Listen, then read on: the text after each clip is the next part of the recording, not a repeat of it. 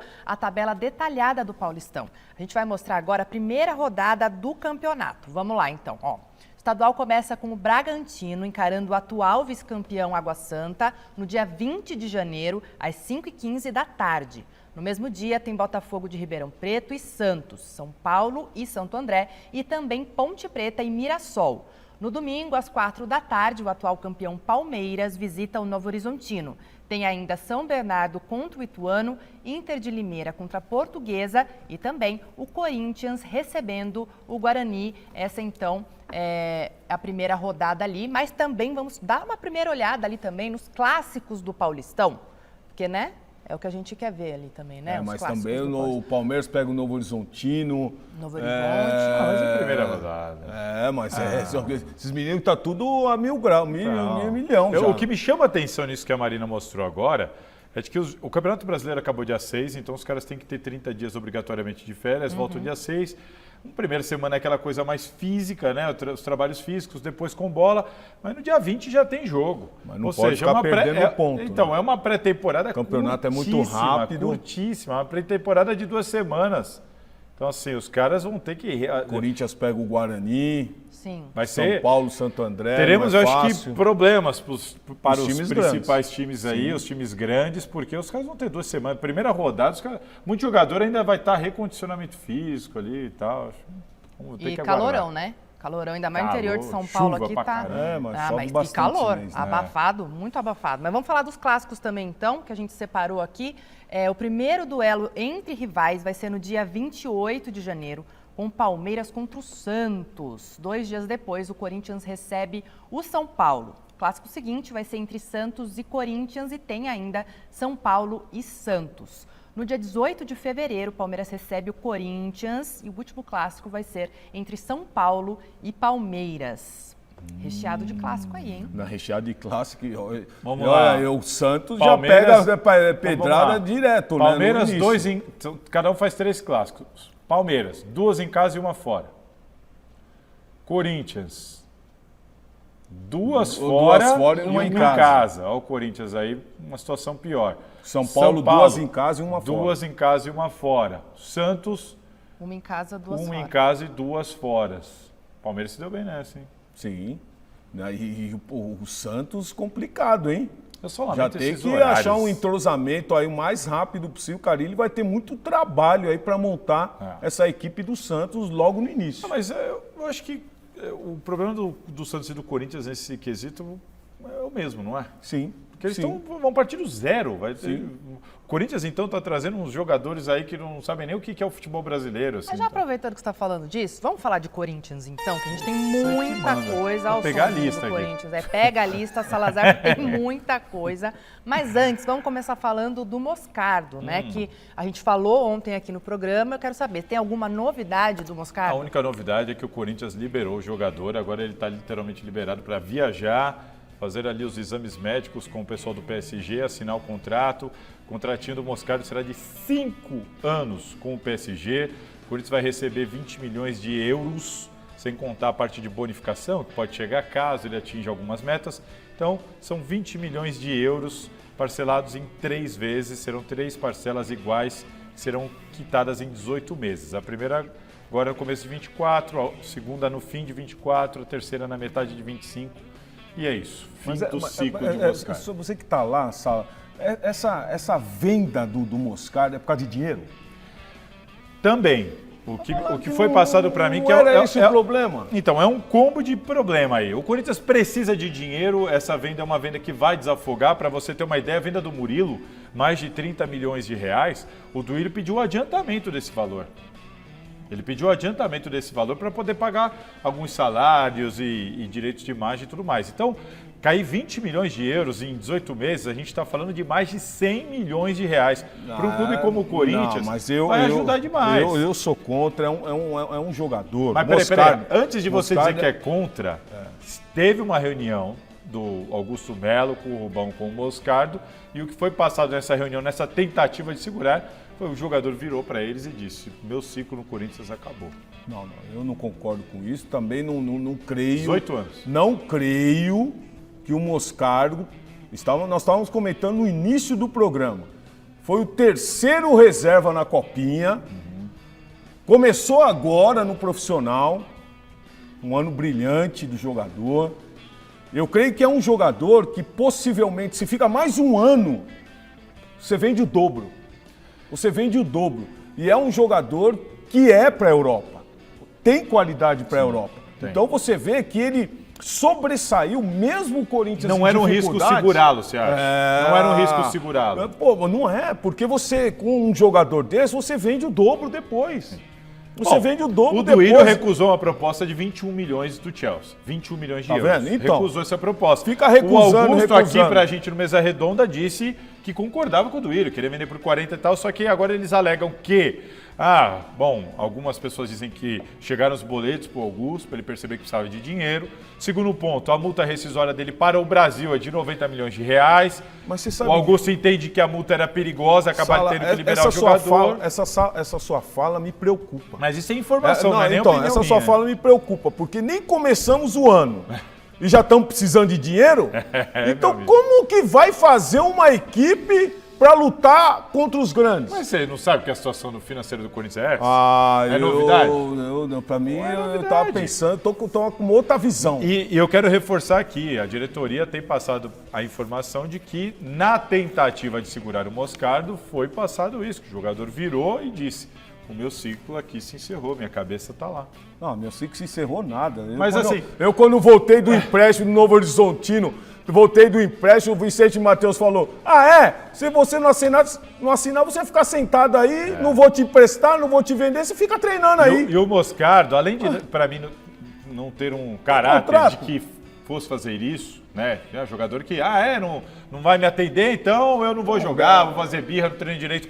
O Moscardo, pelo caráter dele, já não acredito que ele faria isso. Segundo ponto, o contrato dele seria ainda ia até 2026. Um bom menino. Ele ainda ia até 2026. Então, se o Corinthians virasse e falasse: Moscardo, você acha que seu ciclo acabou, mas eu não acho. Sim, você vai ficar sim. e você tem contrato. Fica mais ele ia fazer um o quê? ano. Ele ia ficar 3 anos aqui de birra? Não ia ficar 3 anos de birra. Não ia jogar e um abraço. Não Então, ia. faltou, na minha opinião, um pouquinho mais de pulso de falar: vou segurar o cara, eu aumento o salário, aumenta a multa, renova. Dava pra segurar. No troféu Mesa Redonda, conheci os pais do Moscardo aí, estavam felizes. Ele queria isso, com a é fato. vitória, Ele com queria tudo ir, que estava acontecendo. Não creio que ele queria sair, não. Não, ele queria. Isso aí, isso eu ouvi de pessoas lá de dentro e ouvi também do staff dele, ele queria ir.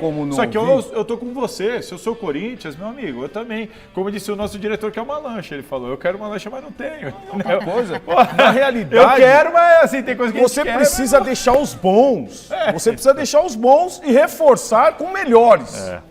Agora, você já começa a desovar os bons, e aí você vai buscar onde? O reserva para o Moscardo. Você vai buscar onde? Dinheiro. Reserva, Renato Augusto. Estamos só esperando.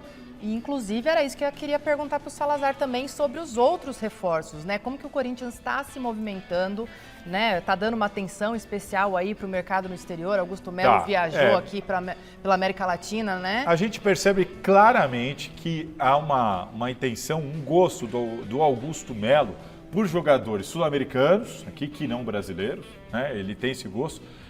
Aumentaram o limite, né? Do ano passado para cá, agora podem 7 serem relacionados para a mesma partida. Dentro desse cenário, você também percebe que a maioria dos jogadores que o Corinthians está conversando tem ali entre 25 e 28 anos, muitos de 26 anos. Então há uma ideia de montar um elenco com essa faixa de idade e com jogadores. Esses jogadores argentinos, equatorianos e tudo mais, o Augusto entende que eles têm a cara do Corinthians. A coisa da raça, da garra, o jeito de jogar e tudo mais. Dentro desse cenário de tantas e tantas especulações que a gente pode passar aqui hoje, o Félix Torres... Essa não é a lógica. Essa não Qual? É a lógica de trazer jogadores da América Latina. Não é a lógica que os que nós temos aí, que o Corinthians tem hoje, não resolveram. Fausto Vera, Bruno Mendes. Rojas, Cantígio. Bruno Mendes. Muitos altos e baixos, mas é bom jogador. Sim. Altos e baixos, mas é bom jogador. 4 anos aí. Não resolve. Então não, vamos com os pés no chão. Os últimos que não vieram, achar não que os deram jogadores certo. que vão vir de fora vão resolver o problema aqui, não. Então, os que estavam aqui foram que resolveram os problemas. Isso é verdade, mas mesmo assim, o Félix Torres, O zagueiro do Santos Laguna, do México, ele tem 26 anos, jogou a última Copa do Mundo pelo Equador, está muito próximo, deve sim ser reforço do Corinthians. O Diego Palacios, 24 anos, é lateral esquerdo, está no Los Angeles FC da MLS, também é equatoriano, também está muito próximo na MLS, Estados Unidos, equatoriano. Muito próximo de ser contratado. E o Rodrigo Garro, que é um meio atacante do Talleres, argentino, ele também é um jogador que interessa. Esse aí foi o Cifute que avaliou, ele foi muito bem avaliado, o Mano gostou e o Corinthians está tentando trazer. Nesse momento, esses 3 estrangeiros, Torres, Palacios e Garro, são os que estão mais perto de um desfecho feliz para a diretoria do Corinthians, principalmente Torres e Palacios. Torres e Palacios realmente devem ser reforços do Corinthians muito em breve. Paulo não parece muito feliz, não, eu vou ter uma conversa com o pessoal desse Cifute aí para entender um pouco essa avaliação que eles fazem dos jogadores. E eu quero entender isso daí, porque infelizmente há um histórico no futebol brasileiro que se compra jogador por vídeo. E não dá. O treinador precisa conhecer o jogador, precisa ir vê-lo. Tudo é levado para o Mano. Mas então, deixar claro que tudo isso também é levado para o Mano e o Mano esse sim, mas esse o não, treinador esse hoje também tem uma função muito específica, mandar os seus auxiliares e ver o jogador, ver a performance, porque não adianta, vídeo é uma coisa, irmão. Vídeo vimos o Rojas aí, vídeo vimos o quem mais? Tantos outros aí. O Cantilho parecia o Beckenbauer no vídeo. Então, entendeu? Então, só fatiado. Vamos ter cuidado, porque supervalorizam, eu falo aqui no Gazeta Esportivo inúmeras vezes, supervalorizam os de fora e os de dentro acabam jogando fora. Vendendo de graça. Ô Paulo, e o meu temor é o seguinte, o futebol que esses caras jogam é de um nível abaixo do futebol brasileiro. Então aí é por isso que você vê o Rojas muitas vezes sobrando lá no Racing, e quando chega aqui o cara não consegue nem jogar. Porque assim, é outro futebol. É só perceber aí, ó, os últimos finalistas campeões da Libertadores, da Sul-Americana. O futebol brasileiro hoje vive uma fase em que ele é muito superior em nível. Não estou falando de um clube ou outro. O nível do jogo, do futebol, ele é superior. Hoje o Brasil tem um futebol superior ao argentino, ao uruguaio, aos campeonatos locais. E outra então, coisa, quando você começa a trazer muito jogador de campeonatos inferiores, isso me preocupa. Não, e outra coisa, o brasileiro precisa entender que o futebol brasileiro hoje é o país campeão do mundo. É o país campeão do mundo? Há uma exigência grande? Então você precisa buscar os melhores. Para jogar no Campeonato Brasileiro, você precisa buscar os melhores. O cara para sobressair aqui no futebol. O europeu, quando contrata, ele vem o brasileiro para pegar os melhores. Ele vem no Moscardo, ele vem no Danilo, para pegar os melhores. Não veio com um jogador. Eu tive agora no Stuttgart conversando com um dos dirigentes do Stuttgart, eu perguntei por que não contrata mais os brasileiros como contratavam anteriormente. Ele falou, Paulo, o que vocês têm lá, nós temos aqui. Olha o que eu tive que escutar. Então, o brasileiro está perdendo para o croata, está perdendo para o jogador da Sérvia, está perdendo para o jogador da Bósnia, está perdendo para um monte de jogador. Então, o jogador não tem mais qualidade que o europeu esperava. E nós aqui estamos esquecendo disso. Nós precisamos contratar os melhores. Para vir de fora, tem que ser melhor do que os que estão aqui.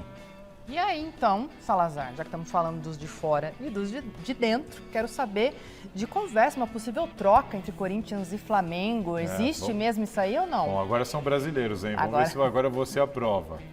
O Corinthians está realmente negociando, tentando se acertar. Resumindo para vocês, gente, o que foi passado para mim é que Corinthians e Flamengo tiveram uma reunião muito bacana, muito harmoniosa, em que o Corinthians tinha uma listinha aqui com alguns jogadores que podem serem usados ali em moeda de troca e tudo mais, e o Flamengo também com a mesma listinha. Vamos ver se a gente consegue alguma composição. E uma composição que pode acontecer é a ida do Fausto Vera para o Flamengo. Há o interesse do Flamengo no Fausto Vera, o Tite gostaria de ter o Fausto Vera no Flamengo. E o Corinthians acha interessante, então, trocar o Fausto Vera pelo Thiago Maia e pelo Mateuzinho. Como o Fausto Vera é um jogador caro, foram, se eu não me engano, 8 milhões de dólares, o Corinthians pediu esses dois jogadores. Foi passado para mim que a situação com o Thiago Maia está muito bem encaminhada. O Mateuzinho ainda parece que a coisa está um pouquinho mais difícil. Se não der com o Mateuzinho, eles vão tentar compor com outro jogador ou então, de repente, o Flamengo colocar alguma grana. Mas é grande a chance, estão conversando com a ideia de acontecer essa troca. Fausto Vera para o Flamengo, Thiago Maia e Mateuzinho ou algum outro jogador aqui para o Corinthians. Não se surpreendam se isso se concretizar nos próximos dias. Fausto Vera não vai jogar no Flamengo. Tite quer ir lá. Quer, mas não vai jogar. E Thiago Maia e Mateuzinho no Corinthians hoje seria bom reforço. Seriam bons reforços. Seriam bons reforços, viriam para cá para somar e possivelmente até jogariam. E é curioso que o Corinthians, eu dei essa informação, falei que o Fagner, inclusive o Fagner ficou bravo comigo, né? Mas é informação. De novo? Pois é, o Fagner tem um Calma, Fagner, calma. Porque é o seguinte, o Fagner ficou porque tem contrato até o final de 2024. Senão ele seria liberado igual foi o Renato, o Juliano. Não fica bravo, Fagner, isso é informação, não é nem opinião. E eu falei, o Fagner vai ficar, mas a informação que eu tenho é que o Corinthians vai atrás de lateral porque quer tirar ele da zona de conforto. Ou reage, ou teremos outros mas ali. Mas eu tenho falado que precisa de sombra. Exato. Todos os jogadores do Corinthians precisam de sombra. Mas uma sombra que quando sair, dá espaço pro outro vai perder. Vai perder. Não é essa sombrinha de, isso aí não joga nada não, isso aí... Dentro disso, Leonardo Godoy do Estudiantes, o Corinthians tem interesse, o Atlético Paranaense fez proposta, informação do Yuri Medeiros, o Corinthians tem interesse no Leonardo Godoy do Estudiantes, que é lateral direito, e o Mateuzinho, que também é lateral direito. Ou seja, aquilo que a gente falava aqui que o Fagner ficou bravo, vai se confirmando. O Corinthians, apesar de não dispensar o Fagner do elenco, vai atrás de lateral direito. Lógico, o Fagner é bom jogador, mas deixou muito a desejar. Ele é bom jogador, ninguém nega que ele o Fagner tem que é bom se jogador. preparar, condicionamento passado, físico, precisa se preparar desde o início para fazer uma bela temporada. O Ciso, meu parceiro aqui, gosta de você, Fagner, mas você precisa jogar. É isso aí. É um abraço pro Tuti, aproveitando aqui. Pessoal, um grande Tuti lá do Corinthians, um abraço, Tuti, sempre na nossa audiência. É isso, gente, ó.